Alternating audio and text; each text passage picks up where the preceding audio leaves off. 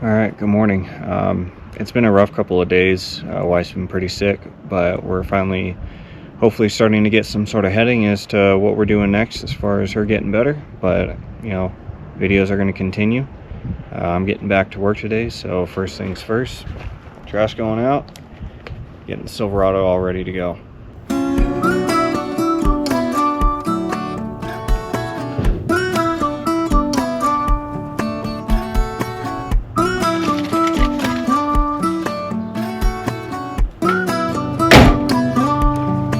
Alright, Silverado's ready. Man, I'm dark, holy cow. Let's face this way, that's a little better. Alright, so Silverado's ready for my wife to take later on this morning. I'm taking our dog Willow to get her teeth cleaned. As I said, I'm going to work. So the other thing we gotta do, unplug this thing.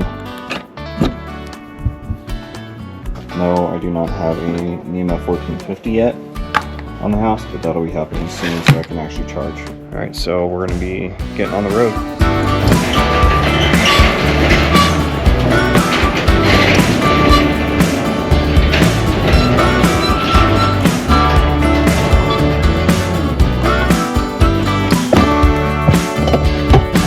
All right, so usually what I'll do is I'll go through my phone and find the jobs that I'm supposed to be going to today.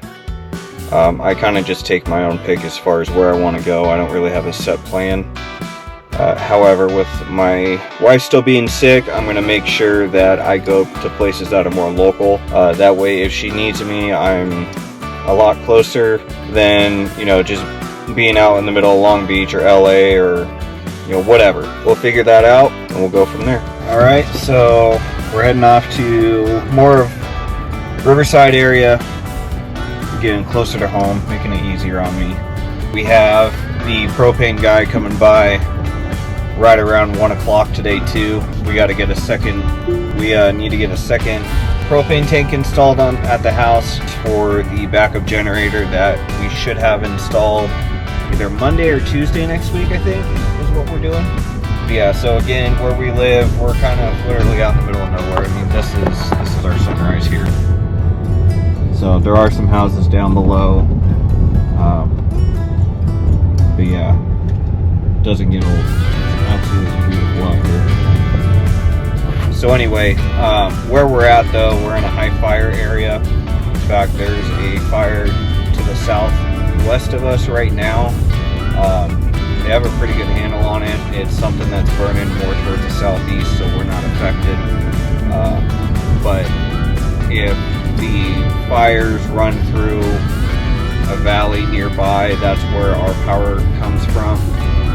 So that's kind of one of those things where if the power company turns off power to our cooperative that's out here, we're all kind of sitting ducks and we don't have power. But yeah, so I just want to kind of be proactive with that. The house we bought does not have the backup generator. We're going to install it ourselves. It's a bit of a pricey deal, but the company we're going with, they actually saved us about $5,000 for the exact same thing that a big name brand distributor and installer was going to charge us in order to put it in. Hopefully I'm able to catch at least a tail end of that process on Monday or Tuesday next week whenever they install it. But yeah, we'll find out. Alright, let's get going.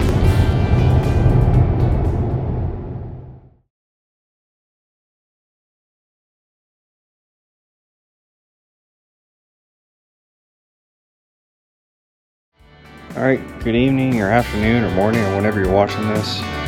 Today I'm going to be finishing up the rest of these chicken wire fences that we have around the rose bushes so they can start growing back. Like I said in previous videos, my wife is not feeling very well, so I want to kind of get this done for her so that she has something to look at and get her flowers back. Also at the same time too, it's currently evening, so hopefully I can beat the sun. We'll see how far I get. So we'll be using some shears, and then I'll probably be using some of my dikes too to try and get this done for her. We'll see how it turns out. First things first, I gotta get this thing kind of cut to size, and don't judge me, I'm not really measuring here.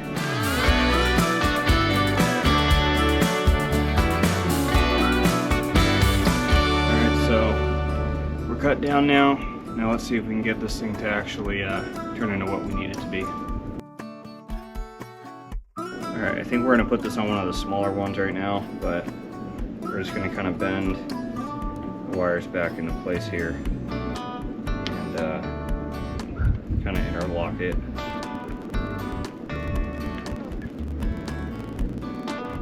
Not really a full circle, but it's a start. So next one will make bigger so that it'll actually cover more, allow it to grow without the rabbits getting to it. Alright, as you can tell, this one's significantly smaller than that one right there. I'm not going to waste material, so we'll let this one grow out as much as we can, and if we see that the rabbits start to get to it, then we'll kind of go from there.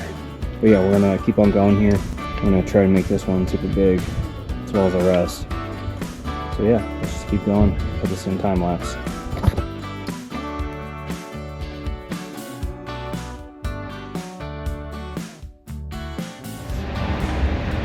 Alright, so good morning. Yesterday, which I'll kind of insert some of the video I shot, was the start of the Nixon fire on the other side of Awonga, which is kind of the area that we live. Luckily, we did not get put under any sort of evacuation order or anything like that, which we were super lucky. You know, there were some people that obviously weren't as fortunate. People had to get out. What was really cool to see is the type of community that we moved into, of just people jumping in action, getting their horse trailers over to get people's animals out. You know, my wife was giving me a call, letting me know what was going on. I was working out in Orange County, and I was just asking for updates as far as what was going on. She's like, yeah, there's people going over and helping out, getting animals out, all that type of stuff, which again, really freaking cool to see. We're not used to that where we came from. So for us, it was obviously like, you know, what can we do to help? And so we had some extra cases of water that we took over to the horse arena to help out, obviously with the horses, but also the people that were tending to the animals too. You know, right now I'm going to be going back over there and seeing if anyone is still there. My wife's co-workers' parents, I believe, are currently over there with their animals. So we're going to head over there and just see if they need breakfast or something. There's still evacuation orders, evacuation warnings. The wind has changed direction, going northwest. Yesterday the wind was going southeast. This is something I was kind of nervous about happening, only because if the fire starts changing direction, you know, that could put us in the potential path. You know, if the fire starts moving northwest and it's able to circle back around, you know, that's gonna be bad. But fingers crossed that, you know, with the wind going the way that it is, which is the exact opposite of the way it was going last night, hopefully the fire puts itself out. That's best case scenario, but it's burned. My guess is probably at 3,000 acres right now. As of last night, 3 hours ago, was 3,700 acres, 0% contained. Yeah, so we'll see what happens.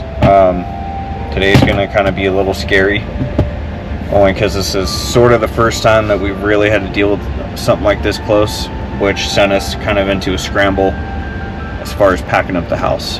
So anyway, we're gonna get on the road. We're gonna run down to the horse arena. I'm not gonna show any of that. Might just do audio, just because I don't want to put people on camera. So anyway, let's get going. All right, so the fire started down low. If you could kind of see where that smoke is, down over on this side here, if I can even point to it right on the camera. But yeah, so it burnt all the way up onto those mountains over there, which is pretty insane that it burned all of that quick. It seems like the majority of the smoke is still blowing towards the east, which obviously wind conditions change. The only thing that's a little nerve-wracking is down over here. It's blowing more towards the west. Yeah, we'll just kind of see what happens right now. Alright, so we're gonna come up on the horse arena here in a minute.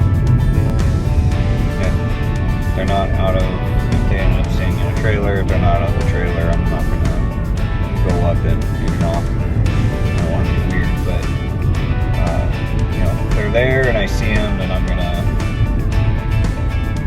see what they want to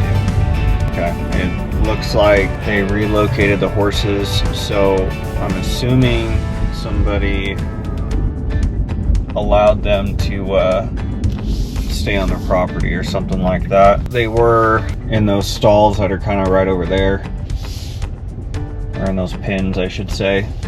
But yeah, obviously not there anymore. The entire arena is empty. All right, well, there you have it. We're gonna get on the road and go to work. Fingers crossed that we don't have another fire today.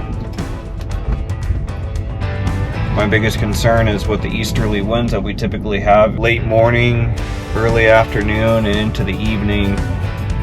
I'm always worried that a fire is gonna erupt down west of our house and start making its way up the hill. If there's anything that we've learned so far here, is that you gotta be prepared to go. That was something that we kind of slacked on, so we kind of had to rush and get everything together. I'm driving pretty heavy today just because I have all my stuff in here for the most part. The only thing, or things I should say, that are not in here right now are the pew-pews. They are currently at home, but if it's needed, my wife will grab them and throw them in the bed of our truck if I'm not able to get home in time. Other stuff on the agenda today is calling the RV dealership to see what is going on with our trailer. Had it at the dealership since really the beginning of June time frame, I believe. I forgot how long it's been there. We're just trying to play catch up here, and I just want to make sure that I'm able to get that thing home. That way, God forbid something happen, we have the availability of staying in it if need be. I know we have family that would allow us to stay with them, but our bottleneck kind of is our dogs. You know, they get along with other dogs, but it's just one of those things with the commotion and all that type of stuff. It would just be easier if we're able to do this on our own. So we'll see what happens, and I'll keep you updated as to what's going on here with this fire. All right, we'll continue on with the week. So fire is starting to get some sort of containment, which is good. But we have something new here at the property. A couple new things, actually. First things first, it's not done. Yeah, let's just check this out really quick. So we ended up getting a GENERAC 18 kilowatt generator. This is a backup generator for the house. We're gonna have a propane tank put in right there. That's gonna be coming in on Monday. Overall, trench is done for the line, and then trench is also done for the power going, or at least a conduit going to the pedestal that we have, which powers our house. Also, you may be able to hear the helicopters in the background flying. Yeah, just checking out the work that they did. Company that is doing this for us, they're local to where we live, which is really cool. I'm glad we're supporting them, but also they're about $5,000 cheaper than the other company that we were looking at using. So looks like, okay, cool. So you're able to tell there it says 50 amp RV plug, which is right there. That is put in here. Now, even though we have it, I have a bottleneck here. I don't have a 50 amp cord long enough to reach the front of the house. So that's something that I'm gonna have to do at some point. Not right now. I'm just trying to do baby steps as far as how much money we're spending here. All in all, this is gonna cost us about $13,500. So yeah, a lot of money. We'll continue on with this little one here once it's all complete sometime next week.